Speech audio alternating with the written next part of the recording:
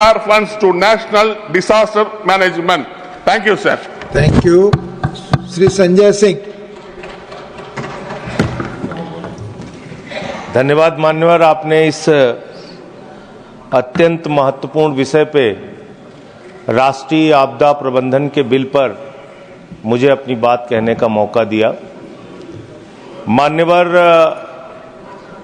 जब देश में कहीं भी राष्ट्रीय आपदा आती है तो उसमें केंद्र सरकार का रोल, राज्य सरकार का रोल, तमाम सामाजिक संस्थाओं का रोल, राजनीतिक पार्टियों का रोल और एक एक व्यक्ति की भूमिका महत्वपूर्ण हो जाती है, वरना आप राष्ट्रीय आपदाओं से निपट पाना बहुत मुश्किल होता है। मान्यवर, मैं आज हाथ जोड़ के विनती करूंगा, कम से कम ऐसे विषय पे बोला बाली न किया जाए, टोका टाकी न किया जाए।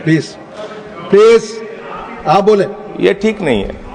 मान्यवर, हर व्यक्ति के जीवन के कई पहलू होते हैं, सामाजिक, राजनीतिक, और मैं ऐसी घटनाओं का न सिर्फ न्यूज चैनल पे, टीवी पे गवाह रहा हूं, बल्कि जाके ऐसी घटनाओं के वक्त में काम किया हूं।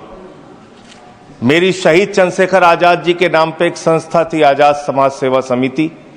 उस वक्त भुज का भूकंप आया था मान्यवर, और उसमें जो घटना हुई थी बहुत ही पीड़ादायक कि 26 जनवरी का दिन था, बच्चे गणतंत्र दिवस का जुलूस लेके निकल रहे थे और भूकंप आया, उसकी चपेट में बहुत सारे बच्चों की मौत हो गई थी। जॉर्ज फर्नांडिस साहब उस समय रक्षा मंत्री थे,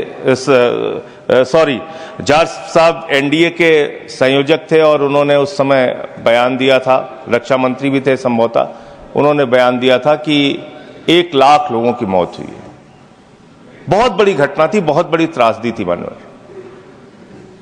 अब ये समझ में नहीं आ रहा था कि उसमें हम लोगों की भूमिका क्या हो सकती है। एक उत्तर प्रदेश के सुल्तानपुर के छोटे से जिले में रहने वाली छोटी सी संस्था के किसी कार्यकर्ता की भूमिका क्या हो सकती है। तो हमने शहर के लोगों को, व्यापारियों को, तमाम संस्थाओं को एकत्रित किया, जुलूस निकाला शहर के अंदर, चंदा इकट्ठा किया। अब आगे सामग्री की क्या जरूरत है वहां, क्योंकि बहुत सारी सामग्री, गुजरात में उस वक्त खबरें आने लगी कि पूरे देश और दुनिया से बहुत सारी सहायता सामग्री वहां पे पहुंचने लगी, और ये भी खबरें आने लगी कि उन सामग्रियों का सही रूप से सदुपयोग नहीं हो पा रहा है। हमने हेल्पलाइन खोजा कि कहां से बात की जाए जिससे उनकी मदद हो सके। अहमदाबाद की एक संस्था मिली, कच्छी जैन सेवा समाज।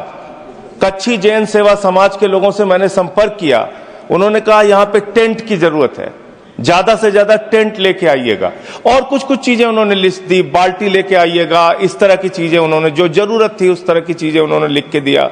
उस वक्त मुझे याद है मैं कानपुर गया, कानपुर से वहां से त्रिपाल वगैरह इकट्ठा करके, जो उनको जरूरत थी, टेंट की जरूरत थी, वो सारी चीजें इकट्ठा करके, और रेल मंत्री उस समय ममता जी थी, उन्होंने एक बहुत अच्छा ऐलान किया था कि जो भी व्यक्ति गुजरात के भूकंप में सहायता के लिए जाना चाहता है उसको कोई टिकट का किराया नहीं लगेगा, और जो सामग्री लेके जाना चाहता है वो सामग्री वहां पर लेके जा सकता है लोगों की मदद के लिए।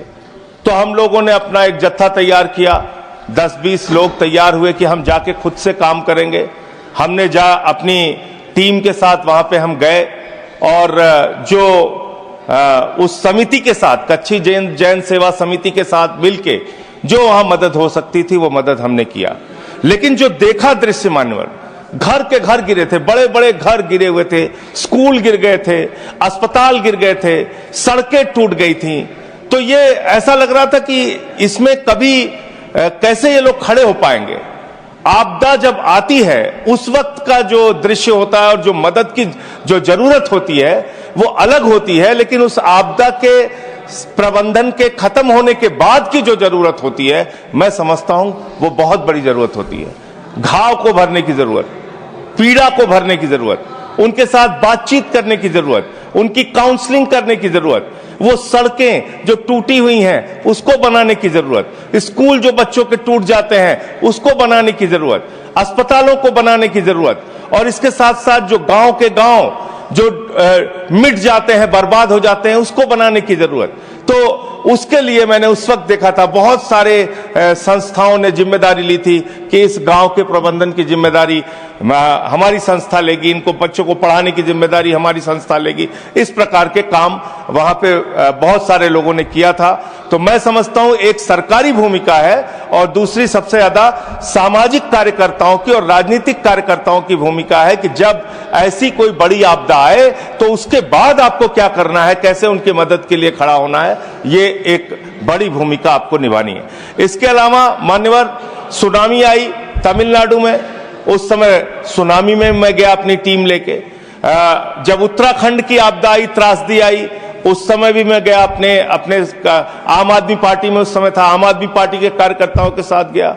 कश्मीर में जब बाढ़ की त्रासदी आई तो उस समय फिर आम आदमी पार्टी के कार्यकर्ताओं के साथ मैं वहां की जो त्रासदी थी उसमें लोगों की मदद करने के लिए, उनके साथ खड़े होने के लिए, उनके सुख दुख में शामिल होने के लिए जो कुछ भी कर सकता था मैंने किया। और यहां ही नहीं, नेपाल की भी जब त्रासदी आई मानवर, तो उसमें भी मुझे शामिल होने का मौका मिला। अपनी डॉक्टर्स की टीम लेके, दवाएं लेके वहां भी जाके हमने जाके अपनी, बस 1 मिनट सर, तो वहां पे भी जाके काम किया। मैं आपके माध्यम से सरकार से यही अनुरोध करना चाहता हूं, विनती करना चाहता हूं कि देखिए राष्ट्रीय आपदाएं जो भी होती हैं, इस प्रकार की जो आपदाएं होती हैं, उसके प्रबंधन में आपसी आरोप प्रत्यारोप, राजनीति, एक दूसरे पे ब्लेम गेम, इससे कोई फायदा होने वाला नहीं है। बल्कि आप जितना समाज को जोड़ पाएंगे, जितना संस्थाओं को जोड़ पाएंगे, जितना राजनीतिक पार्टियों को जोड़ पाएंगे, जो अधिकतम मदद कर पाएंगे, मैं समझता हूं कि वो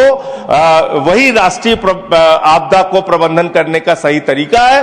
और मान्यवर, मैं फिर दोहरा रहा हूं कि एक तात्कालिक मदद की जरूरत होती है, एक दीर्घकालिक मदद की जरूरत होती है, दोनों पे सरकार को काम करने की जरूरत है। धन्यवाद। Thank you sir.